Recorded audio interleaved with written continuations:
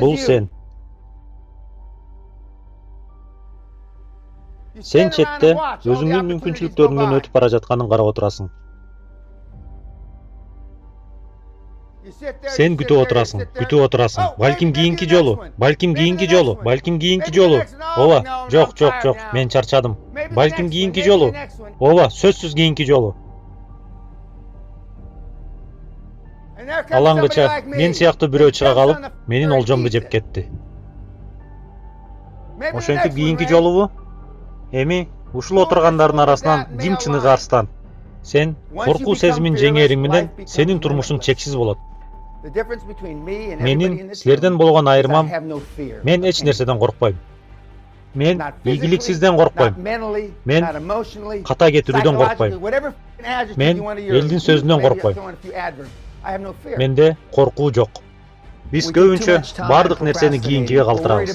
Биз эл эмне дейт деп тарсана болобуз. Мен болгону гана алдыга карай умтулам. Азыркы сенин турган акыбалыңдын өтө көп себептери бар. Бардыгы силердин жөн отурганыңардын себеби. Ката кетирип, жаңылышып калуудан коркосуңар. Белчеңерден баткан карыздар, кредиттер, жана башка көп себептер.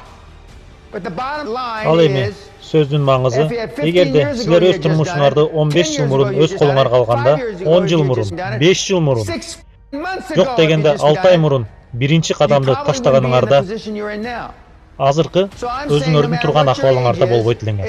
Ошол себептен силердин канча жашка келгениңерге карабастан айтаар элем, жаңы жашоону баштоого силерде убакыт бар. Көпчүлүк ушул жерде отургандар жана көпчүлүк YouTube көрүп отургандар кандай гана өкүнүчтүү угулбасын, бирок силер өз жашооңорду курулай өткөрүп жатканыңарды мойнуңарга алышыңар керек. Эгерде акчага бакыт сатып ала албайсың десеңер, демек силер кайсы жерде сатып алууну билбейт экенсиңер. Силер байып, дүйнөнү сактасаңар болот. Токойлорду сактасаңар болот. Үйсүз, кароосуз калгандарды сактасаңар болот. Оорулууларга, балдарга жардам берсеңер болот. Ушул нерсени түшүнүп турасыңарбы? Бирок акчасы жок, силер эч нерсе сактай албайсыңар. Эч кимге жардам бере албайсыңар, эч нерсе кыла албайсыңар. Эки тизме түзгүлө. Бирөөсү силердин максатыңар. Кыска аралыктагыбы, узун аралыктагыбы, жеке жашоодогубу же бизнестегиби кандай гана максат болбосун. Экинчи тизмеге акыркы жумада сүйлөшкөн адамдардын тизмесин жазыңыз. Мисалы, биринчи катарда 8 максатыңар бар дейли. Ал эми экинчи катарда 10 адам. Эми экинчи катардагы кайсыл адам кайсы сенин максатыңа тиешелүү экенин белгиле. Жыйынтыгы силерди абдан таң калтырат. Мага досторуңду көрсөт. Мен сага келечегиңди көрсөтөм.